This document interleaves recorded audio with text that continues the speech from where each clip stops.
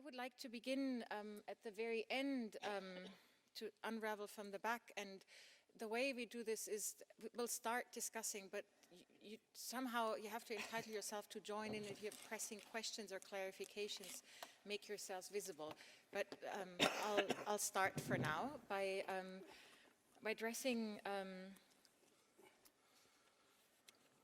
in a way the question of citizenship. But Brigitta said at some point that there's no way, when we talk about migration, not only we talk about migration in sort of in the given framework of its policing, but also in terms of specific ideas of subjectivities, of regulations. It is that which the emergence of migration as an issue is always within the context of a specific perception of something that could also basically not be named or escape that. And then Isabelle said that migrants are made illegals, are turned into illegals and turned into terrorists. In this sort of construction narrative, you can also reverse, and that there I would like to follow up Ramzi's presentation, because the way what you presented, the so-called Muslim ban, is picking up older policies. And I already pointed to the contribution that we published in German in this supplement for the German newspaper Die Taz, that's also lying around here and available in English online, where you talk about the de facto denaturalizations that have been happening for Yemen American citizens. Now, that is not uncommon. Maybe you recall in France, after the terrorist attacks in Paris, there was this immediate discussion that people should be deported. The idea of denaturalization is sort of is part and parcel of what Kim Rygiel has called governing through citizenship. And the reason why I'm bringing this in is that not only are migrants turned into terrorists, it's also by means of these kinds of governing through citizenship, people are turned into, they're denaturalized and therefore they're made migrants in the furthest sense. And that's sort of a policy governing through citizenship also shows not only how central migration is to, let's say, the 21st century or to the policies of the nation state or beyond, but also how migration is sort of a testing ground in which these new sort of governing techniques of citizenship are implied or applied or put into practice. And sometimes that's very obvious, even addressed as such. For instance, when they test out new data technologies of control, of surveillance, you do that with the migrant population, because there you can do it, and then it's applied to elsewhere.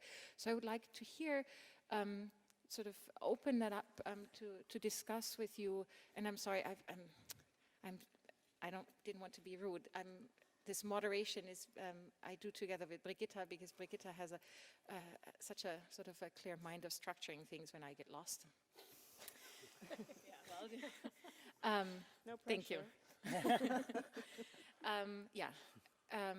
So that again, when we talk about migration, we talk beyond migration in the sense that this limitation of how we address something is already part of that sort of problematic. It then becomes clear, that those American citizens are addressed as immigrants. And we know that that has happened in the past years, that people are literally, not only in the United States, addressed in the street, asked, so why are you not going back? It happened after the Brexit vote that people in England, for instance, who spoke Spanish, let's say, in the streets, in public spaces, were addressed as not belonging.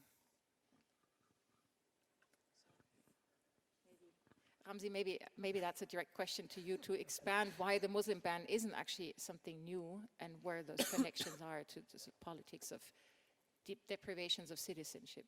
Yeah, I mean, I think, I don't know if my mic is working. Yes. I think certainly in the United States, when Trump began to speak about extreme vetting for Muslims who are applying for asylum, who are refugees, who are applying for visas, our immediate reaction, at least for those of us who are already working in that space, was to say, well, all of these things that he's describing are already a reality for Muslim identified immigrants or even permanent residents or citizens, in the sense that under President Obama, far more quietly, with much less overtly racist rhetoric, the US government had achieved very much the same outcomes. And I think Trump himself is going to come to a point where he realizes that he's got these policies that have been there, that have been applied for a good 8 years under President Obama, and that he can just reclaim, reuse, and maybe repackage and sell rhetorically in a more overtly racist way. But those are fundamentally the same exclusionary and racist policies where, if you're applying for an immigration benefit like naturalization, but you're a Muslim identified applicant, you're going to be put on a separate track, and your application is going to be denied on any pretext. It's going to be delayed, and that's happening systematically in the United States.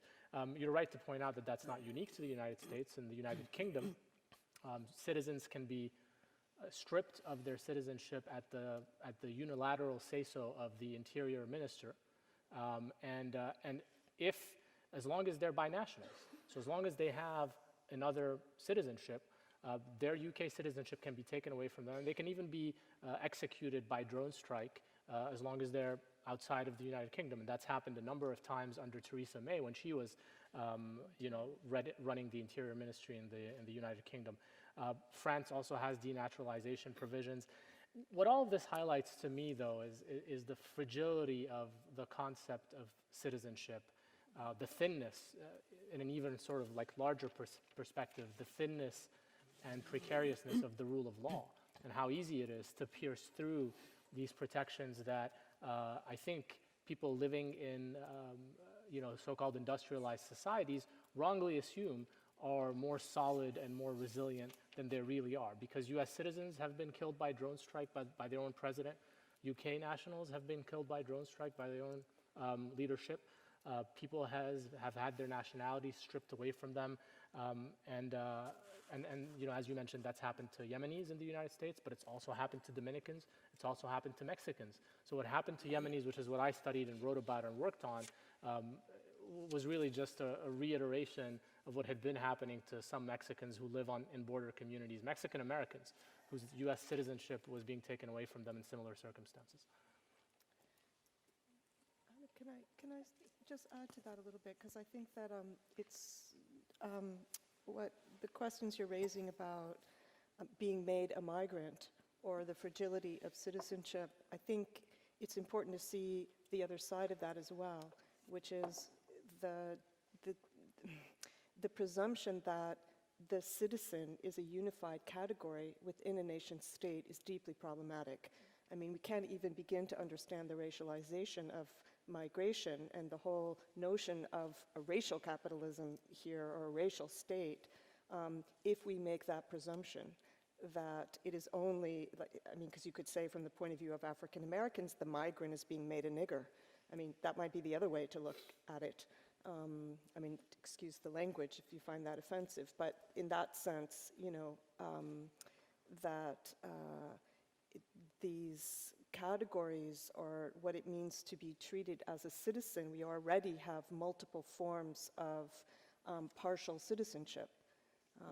And so it's, I think, for me, important to keep that on the table, especially since so many people here, and I think one of the big issues that was put on the table by almost everyone was the question of resistance, of political struggle, of what the nature of understanding migration as a zone of struggle and conflict is, that we don't want to introduce a binary back into it between the citizen and the non-citizen. So, yeah. That's actually a very crucial point because, it's also what, if we refer again to the whole struggle against racist police violence, the Black Lives Matter movement, that there's always been a clear articulation to say that's not new. It was always there in terms of the law didn't protect us. The law was always against us. But I think it is interesting to see how it becomes institutionalized. It's always been there, but under the frame of non-partial citizenship, that is sort of a universal citizenship, and now it's for not now, for a long time it's been established, I think, as a governing through citizenship, but maybe I'm wrong. I always doubt these articulations of something new in that context. But that was a very that's also important to look at then the struggles of migration as citizenship, to think what does citizenship consist of. Well, yeah, and also, what will you get when you get it? In other words, this is partially the terms of what if you like, the ideological or the political terms of the struggle is. It's one thing to immediately need to have your rights and to get them and be safe and so on. This is part of the distinction I was trying to make between finding the safest place to go and then what you do next, in a sense. So if the struggle around the migrant is to receive the rights of citizenship, the question then is, what are the terms of those? I mean, is that the struggle full stop, or yeah, what comes next?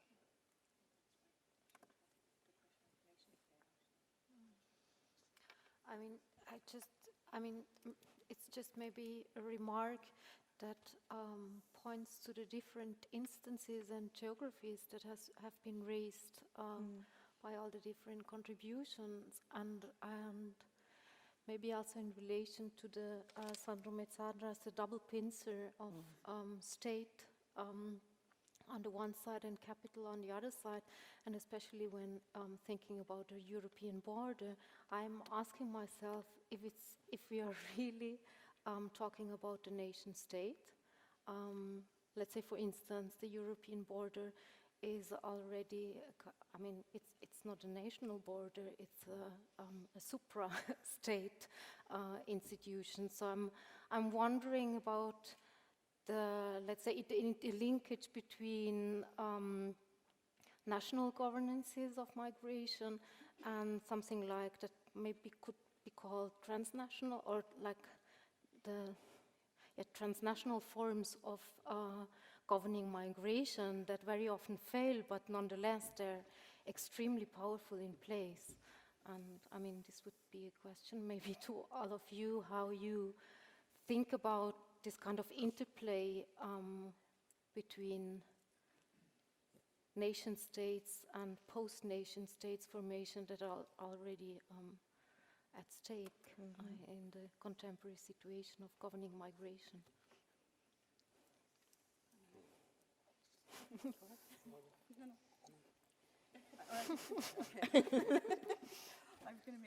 I'll let you speak to the EU case. I was just going to say, from a political scientist perspective, when you talk about global governance, one of the shifts, right, is that what's done in the nation-state name is no longer located in the state, right? It's transnationalized. It involves private companies. It involves NGOs. And so, so there's this kind of disaggregation of what the state is, but it does it in defense of state security, but then it's no longer state-based. So I think that is something that shifts the location of where power is and where resistance has to be articulated. Andrew, sorry. And there are, of course, formal aspects within this transnational governance regime, like treaties, cooperation agreements, but there are also informal aspects that are maybe even more important. If you look at an organization like the IOM, the International Organization for Migration, you can very easily see how this organization has changed its nature over the last couple of decades. It was a kind of traditional international organization, and now it's a global actor. It's a global actor that kind of produces standards, knowledge, technical devices that circulate around the globe and that kind of homogenize different migration and border regimes. And the IOM is maybe the best known example, but there are many others. And as Kim was saying, the role of private actors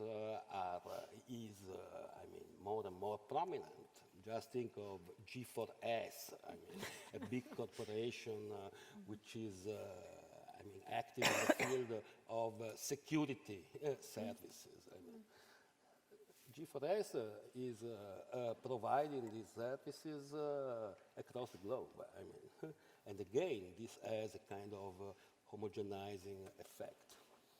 Yeah. Then there is also the national dimension of every border regime around the world.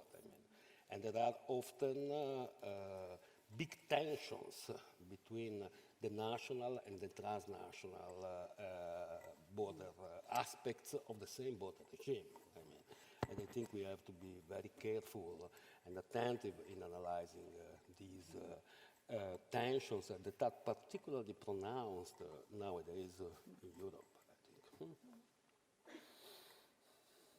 Yeah, just to go on, brief remark on what you said about G4S. It started in Australia in the, what's his name, the Pacific Solution with a small subsidiary, which was called Australasian Management Facility, and then it grew bigger and bigger and was bought by G4S, and it was involved in the Yardswoods incidents where they were proven fully responsible for the riots, for the management, for the fire also, and they're also on the US-Mexican borders and things like that. So they are a transnational actor, multinational actor, which is as important as the nation state. Just maybe you can correct me, Sandro, if I'm wrong, but you were talking about formal and informal when I was mentioning the fact that the EU-Turkey agreement was not an agreement anymore. But there is also with, I will say, your Italian migration compact, we are on another, okay, the Italian migration compact was a term which was coined by Ramzi, I guess, in 2016. It's another form. Before we had formal agreement with several provisions, we have to capacity building, human rights, economic development, and also protecting the borders, which of course became the main objective. Now, with the migration compact of Italy, with people, countries from the Horn of Africa, there's not even that. It's just a whole bunch of money provided by European fiduciary funds, and then whoever comes first grabs it and do the job, whether Nigeria or Sudan or things like that. So there's not even what we had before in kind of readmission agreements or things like that. I think it's a shifting, I don't know, the lawyers maybe can correct me, but I think it's a whole shift also of informal agreements. I like what you said about the tensions between the national and the transnational, because sometimes I think this is what makes the whole study of the European border regime interesting, because when you just had an assortment of, say, 27 national states, there was a point why there are these hydraulic notions of migration, that it's like a tap you can turn on, you can open the borders, you can close it, and especially that closing part, because you can always say, I raise the bar to cross into the territory, people will go somewhere else. Now, if you move on to a supranational structure like the European Union, you can't do this anymore.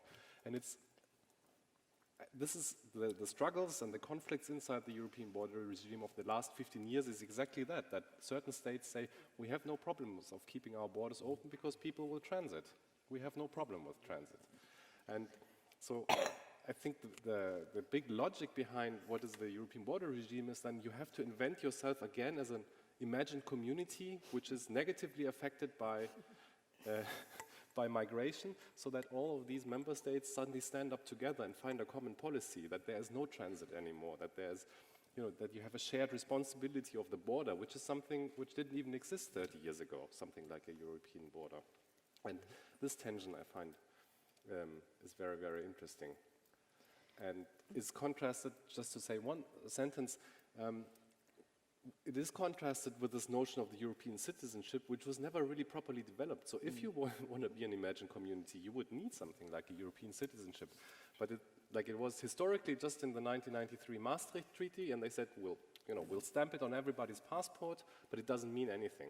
And that's also a fundamental disregard, of course, of citizenship. Can I just ask a little bit to put another tension on the table that, Sandro, you articulated originally between capital and state, and that also would bring, I think, Brigitta's presentation about the seventh man in as well. And that has to do with that tension.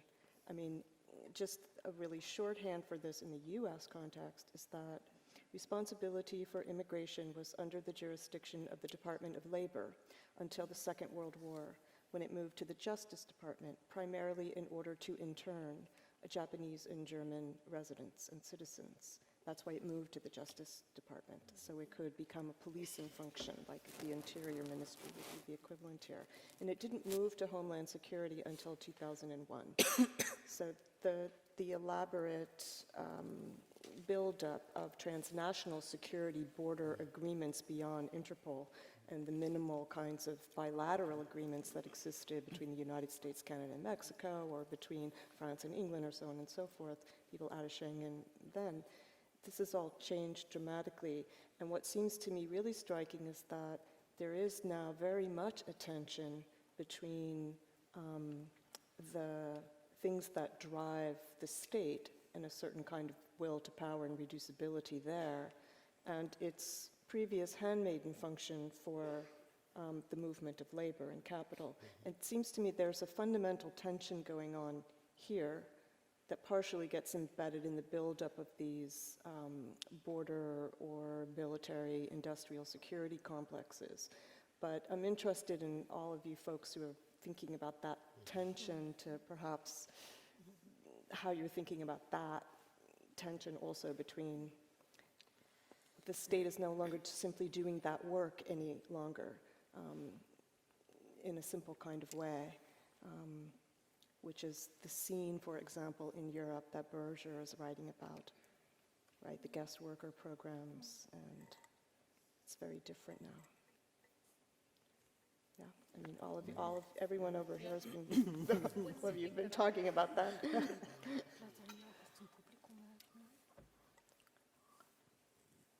That sounds like it's going to be continued, but maybe I just give I always keep looking into the audience. If you have a question or you want to, I know there's, yeah?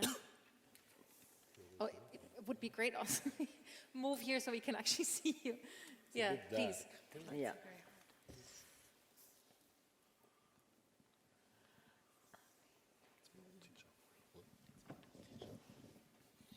Timothy Snyder actually talked a lot about statelessness and how it affected people in his Black Earth history book. Now, the other thing, of course, is the problem of slavery. We see that in the United States, slavery actually went straight into Jim Crow. Then we had civil rights, but as a matter of fact, of course, it has not actually totally changed. The question is really, I mean, are there some kind of remnants of slavery that affect people? It certainly actually is a question that one can ask, especially in relationship to African Americans, and of course, I mean, to Haiti, which of course was the first attempt to do away, with slavery, which of course Napoleon actually then rescinded, because Josephine came from a plantation owner family, so that was taken away. And I one day see whether we actually do not have forms of persistence of forms of slavery that actually have to be traced. I mean, CNN, interestingly, I mean, talks a lot about human trafficking and slavery and Freedom Day and things like that. But it does that mainly metaphorically. And I one day see whether we actually have the right to look at this as just being only a metaphor. Is that maybe something directed to you, Avery? Sandro, would you like to respond? Yes.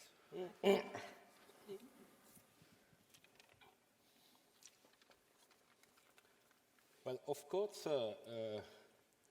the question of slavery haunts debates surrounding migration. There are many instances of forced migration in the world that can be compared to historical forms of slavery. I am much more skeptical regarding the generalization of these instances, regarding the possibility of kind of equating what's going on in the Mediterranean Sea nowadays with the Middle Passage, with the Atlantic slave trade. You may know that this comparison circulates widely among policymakers and politicians.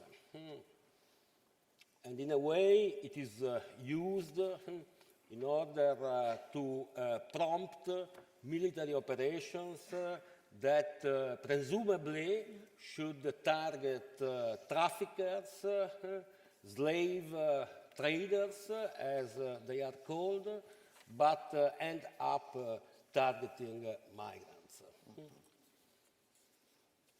A couple of years ago, there was a very powerful statement promoted in the UK by scholars engaged in the study of historical forms of slavery, and this was a statement against the comparison between what happens in the Mediterranean and the Middle Passage.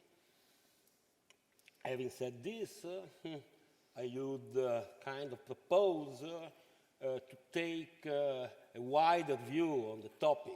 I mean, on the one hand, you have instances of forced migration that recall slavery. On the other hand, you have this kind of political and rhetorical use of the comparison with the Middle Passage.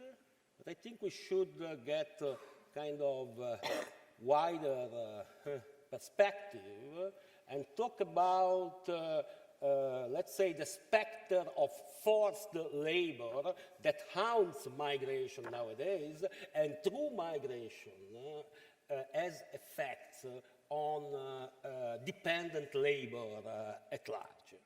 So this is short, but I hope clear. Yes. Well, I mean, it raises again the question how you relate to history. The question was addressed to slavery, something from the past. It asks the question, what is the present of it? And I think in a way, but I think that will pick up tomorrow, it also addresses those established narratives of victimization and what is actually to be gained from that in the context of a kind of humanitarian policies around migration that are just pure evil, to put it simply. But I guess we can use that also as a segue to use the remaining time that we have to shift to something that might have been very striking, not striking, obvious without being addressed per se, that in all of the presentations, and that's not just because they were presentations, there's images. I mean, John Berger's and Jean Moore's book consists largely of images, and you described how that was a method of applying very different approaches, and also to let, I think in the opening, the foreword, they say how they also want them to speak for themselves. Now, Avery, you used a set of images that you didn't further expand on. In one, we could see that there were the contrabands, if we kind of raised our glasses. But I would like to use that because in a way, if we talk about how we talk about migration, we we do that within the frame of how do we actually, what do we see, right? And how is that perspective? And of course you could address, we can talk about this question of fugitivity, also in the sense of becoming imperceptible, but generally it's a question of, that also happens in the realm of representation, or very much so. Maybe you would ask that question differently, but I would like to go into that, to talk about the fact that we all worked with images and what the role of those images. And maybe you could start, because sure. you let the images speak for themselves I without... I did. I will say where they're from if people want to know. I mean, those images were taken by Timothy O'Sullivan, who famously photographed the many things in addition to the Civil War in the United States. He actually also photographed the settling of the West once the frontier was closed as well. But he took thousands of photographs of the war, and especially they are the only photographic archive we have of the fugitive slaves and of the camps that the enslaved people who left the plantations established outside and around the military bases, the Union Army camps. And I partially wanted to show them for two reasons. One is because in the last images that I showed, one was just the Savannah River, which was routinely crossed. It's what are you looking at? I mean, that was in effect a border between what wasn't a nation yet, but what was in the war to create one. And so that was a border, you could say. But what is there to see when you're looking at that? And then the last image, because it struck me as so ambiguous as to when it was taken. So that's a 19th century image. That image was taken in 1862, but it could have been taken in Calais. No? I mean, there are little things in the image that would tell you you're looking in the 19th century. But if you just look at it quickly, it looks like it could be there. The tents are same, the kerosene lamps, the caps, and so on. And so it was partially just to create a kind of visual register there, and to, in some ways, raise the representational question that I liked in Khalili's piece, but that I think is an important one that also everybody here raised too in some ways, which is how to render the importance, significance, meaningfulness, the centrality of the individual people who are in this condition, who are moving, who are fleeing, who are suffering, who are deciding to walk from 230 kilometers and so on.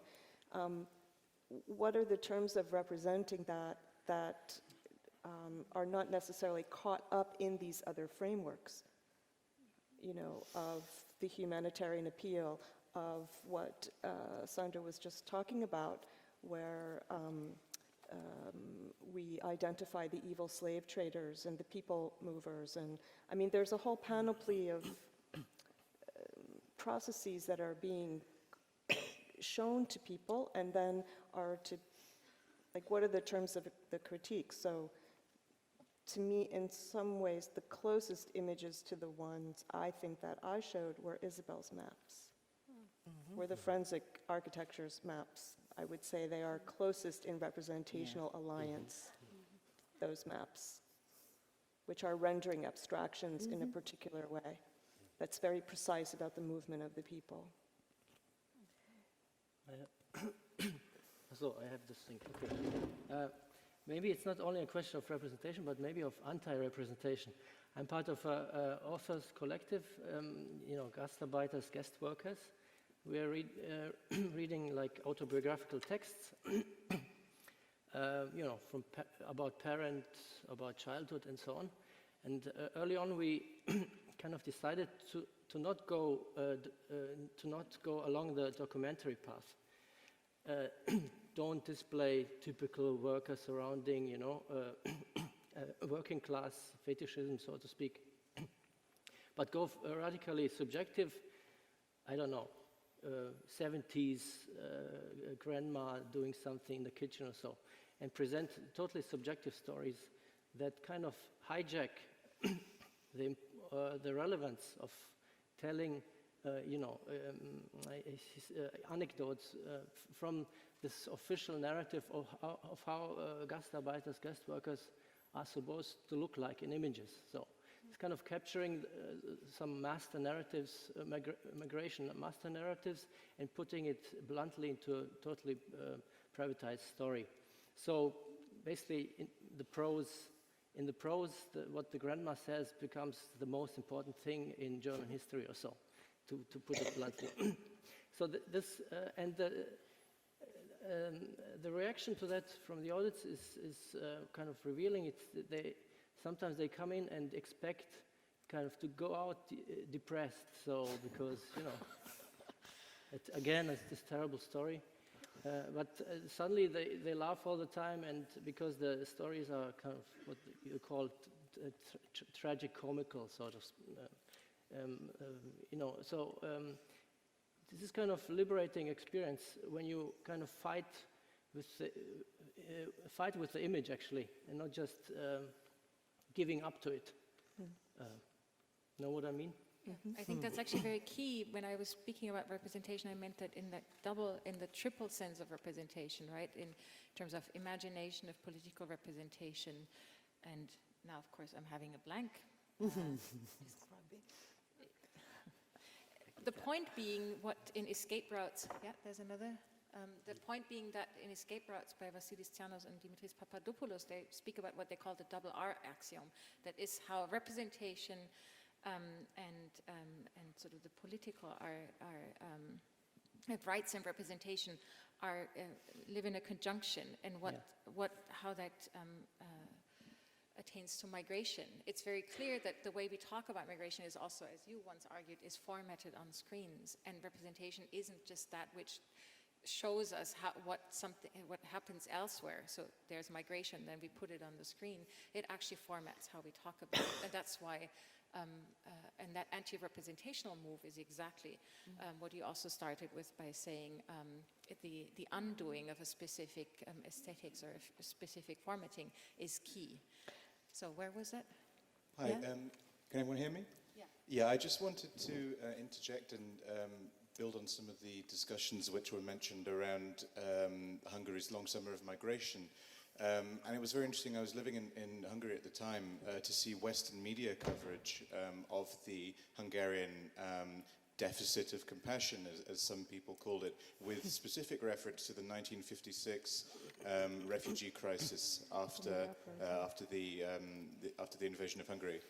And I was wondering whether you thought at the current kind of juncture of right populist politics, this kind of attempt to talking about representation, this attempt to frame a kind of moral sense of identification with migrants in national narratives is a kind of uniquely jetzt seid der Monster kind of issue, because it's something which I see rising particularly in Eastern Europe with the Visegrad countries' response to refugees, attempts to find possible locuses of solidarity within those countries' histories. So I wondered if you might mention that briefly.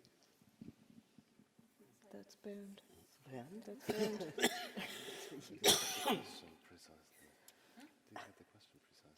Okay, we'll ask him. Sorry, I didn't get the question 100%. Oh, I'm afraid I might miss the point. So, would you mind? Just very briefly, like to the. Yeah, the point is as I see it, rising use of kind of national narratives and understandings of our suffering as Europeans based on 1945 history to kind of as an attempt to draw solidarity at a time when there's very little with people coming from the Middle East. That's a big point in European solidarity and discourse, I think. I'm not sure if this really happens, this comparison. Sometimes I'm in situations where I wonder that it pops up. So there's a kind of rather, right-wing political foundation which likes to invite me to talk about European refugee policies because they don't find anybody else to talk about it. And that was like 2 years ago, and I ended up in the seminar, and I think the youngest person there was probably 65. And I was expecting for like a hard time fighting about what is going on in Europe. That was before the summer. What really amazed me was that they were all saying, yes, this happened to us as well. When I see these images of people sleeping in the streets of Munich, let's say, they say this is what happened to us as well. So that really confused me because normally I do not detect this so very much. Concerning the documentary is, like I butchered it a little bit because it's much longer, like nearly 20 minutes.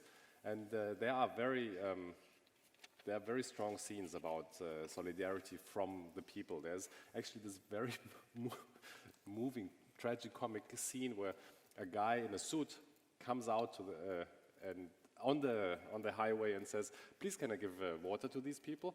And he turns to the camera and says, "I have never helped anybody in my life, but I know this is what needs to be done, and it feels good." And you wonder, like, who says that about himself? But so there are very good scenes about that as well. But for me, it was important, I think, that we, yes, there is this narrative around the Willkommenskultur, the welcoming culture, and how well Germany has performed on that way. And so I find we have to detach ourselves a little bit from that narrative, not because it's wrong, because there are really all over Europe networks of solidarity which are working very hard and which are not present in the media anymore, but I know that they are still there. Yes, but I think I would also see the danger if that turns into a new narrative, like national or supranational European narrative,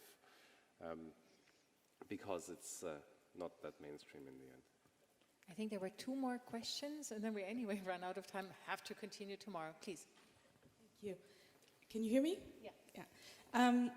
I want to ask something about the kind of spatial temporal position that was kind of maybe can be traced to all the speakers, but with different mentions. When talking about genealogy of migration, if you wish, I wonder when you start tracing the temporal and the spatial, do you start tracing the temporal, if you wish, when does the summer start? Does it start with arrival to Europe? Does it start when Syrian migrants were hosted in the millions in Lebanon? And the same way goes to the spatial, to the location of migration and to the different border regimes. And I wonder how within that idea you can open up the discourse regarding migration. Where is the subject of migration is located? Is it located in Europe, in the US, in the border between Mexico and the US, in the Mediterranean? Should it be located in 2011 or in certain summer? Or maybe we can speak about other borders, for example, the Eritrean, Sudanese, Ethiopian border and the different regimes that are happening there and the different notion of state, citizenship and nationalism. I mean, generally, the idea wasn't to make those examples universal or to say that is what migration is, but to start from the materiality, also as an approach just to see what we're talking about, right? That we know what are the events that we refer to in their specificities. But would you like to respond to that, this question, because it was such a specific question, when did the summer begin? Okay, let me start with the spatiality. I think what we find, we had a little research because we didn't have. Okay, we had a research project last year, and I think if we saw one thing is that, put it like this, the regime doesn't have a border, because it does really stretch. But we had to go until not me personally, but of the team, we had to go until the Syrian border to understand how things are connected. And I think one thing we found, which is something we need to highlight, there is, if we talk about migration and the specific situation we're in, there always seems to be this polarity between Europe on the one hand and Turkey on the other hand. And I think it's very important to bridge this, because really, at least through the EU-Turkey deal, and despite its apparent fragility, it is really stable if you look at it. But what does that mean? That really means that we are in one continuous space in which this regime is operating. So much for the spatial question. And for the temporal question, I would say the summer started, for me, the summer started in spring, when we started to understand the first stories about more people, like in April, for example, or in March or in April 2015, there were the first reports about refugees and migrants transiting Macedonia by foot on the train tracks. There was one particular case where a train hit a group of people traveling, 40 people died, which is a very tragic case in itself, but it was already the first inkling, you might say, that something was on the move. So, and then of course it continued throughout the summer, and I think the interesting part of 2015 is that the whole of Europe, of course, was looking to Greece, but refused to see that what was going on, because it was all about the euro crisis, which was then, well, not resolved, but put to death somehow in June and July. And but there is a specific time period before the summer, which is very, very important for what was going on eventually. And I guess using that term is also a way to refuse to speak about the so-called refugee crisis, right? To take a discourse and to rename it and to say what's actually going on. Of course, it implies the one summer, but I often use the long summer, because then it just it extends, right, from that specific year or those 2 years that it refers to. But I guess the question you're asking is also one of recognition, and that's another. When we prepared for this, Brigitta and I were discussing that the language in which migration is addressed is that of crisis often, or of the moment, right? Something that happens all of a sudden, that I try to speak about in the introduction. And while migration is always there, it's always there. It's the most, let's say it's actually the most normal, it's everywhere and it's always there. And no matter what the attempts of its regulation, it is there. And then but it asks, and this sort of, the problem with this sort of moments of the emergent, of the sudden, of the surprise, is both, of course, because the language of crisis allows for a certain installment of governing technologies, but also, we can also understand it as a form of disruption of the narrative of the sort of the history of the nation state, right? Something is wrong in that continuous narrative. But what happens, how do we look at that, the fact that things appear to be in, as you said, they're in the media and then they disappear. If you talk about the summer of migration, it's striking how it's all of a sudden gone from the long time of, like, from media, but also from things like, I sit in juries for small art grants. 1 year, pretty much every project is about the refugees. Second, the next year, 1 out of 200 maybe. I'm just saying that, of course, there's these economies or Konjunkturen in German, like something sort of comes to the surface and disappears. But the question is, what do we, like, do we address the media? Do we address, what is that moment of recognition, right? And what does it mean to understand that which sort of migration being there anyways, and that knowledge that circulates outside of specific forms of official recognition of knowledge, for instance. But that's, I guess, I think there was one last question, is that right? Okay, intervene. Well, if not, quickly. you can say the closing words. The closing word. What? Just a very brief No, remark. I take before the last Okay, one go. before the closing, and you do the closing. I just, I'm not closing anything, it's just a remark. Go, please. to me, just Marc Auger's term non-space is turned up. You know, for centuries, the sovereignty of a nation state was defined by who has the right to declare a state of emergency. And it seemed in the summer or wherever, there was a kind of overwhelming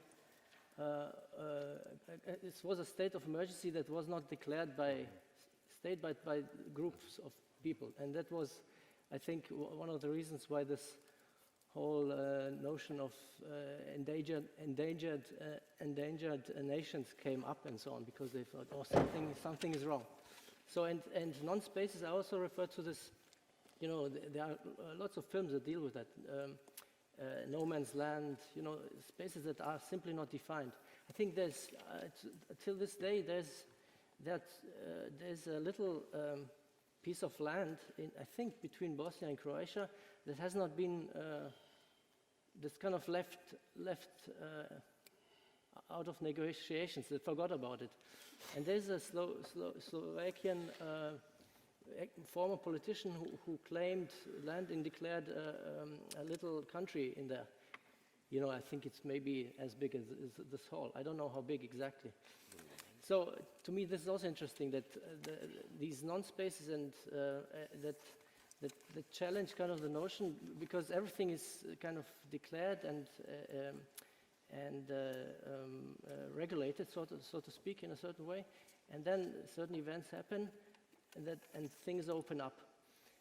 And another point of non-spaces or in-between spaces is the customs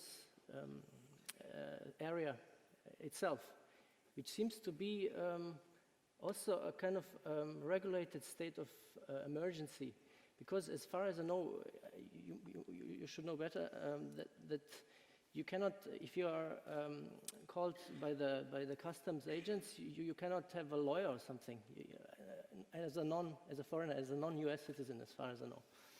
So this, to me, as a layman, it seems to me a kind of lawless area. Also, it's a strange area. When you want to travel to the US, you have no right to, you know, if they have search you or whatever, as a foreigner, you have no rights, more or less. It seems to me. So this seems to me also an area where you could define as a non-space, non-official space. There's a film with Tom Hanks, I think, where he hangs around at the airports, I think, for days or something. Yeah, it's based on a real character. Brigitta could talk about this case, and Tom Hanks, the actor for the white owning of victimizations. It's the perfect cast for a Hollywood version of that real story, but in the negative sense. Yeah. Isabelle, last words to close this panel. I'm not sure I'm going to close, but I was... We open it up for tomorrow and for later. No, I was reflecting on what you and Avery said about what do we see, the representation, and Avery mentioned Calais, and I was reminded that, at least in France, but the migration policy about Calais and the migration policy at large is a question of visibility, invisibility. The Sangatte camp in 1999 was created because there were migrants from Cherbourg to the Belgian border. So we put them in a camp, which was an open camp, but a camp whatsoever. And then they became visible again, because every night they went to the Calais harbor to try to get a boat. So the camp was closed, they were dispersed in the jungle, and then in the squats, and they were evicted, and more police violence, and and now the jungle has been destroyed with a special vocabulary. It's the same thing happening in Paris, I think it's the same thing happening everywhere. So what do we see? While the state, or the nation state, or the European state want to make the migrants invisible. And what is made invisible with what you see. So when you see this at Calais, you don't see that is where the UK border is. This is and you don't see the sans-papiers. Okay, so those earlier links, in an earlier moment, this question that the woman asked about space and time, it puts the challenge on us to respond to both Sandro and Nanna's call that we begin to write these histories of migration as kind of the history of the present. That's how I understood both of you were making this call. But that is very difficult. And then the question of the relationship between these global patterns or transnational patterns and the locality of it, the literally I am going from here to there on my 2 feet, you know, carrying my children and my things, means that this relationship between this big, if you like, global border crossing processes and the actual histories embedded in the lives of individuals, it's very difficult to answer these questions you asked. I think it's a good challenge to leave us with what the writing of that history might actually involve. Some continuation later tonight by the discussion on the zones of the free zones and the zones of exclusion with Bernd, Kasparek, Kim Rygiel, and Keller Easterling. And then we also continue tomorrow. Thank you, Brigitta, Isabelle, Bernd, Sandro, Kim, Avery, Zoran, and Ramzi. And thanks to all of you for staying with us for 4 hours and then some. And yeah, let's continue in about 45 minutes with the next session. Not on migration, but, and I hope I see you all tomorrow for talking more about migration. Thank you.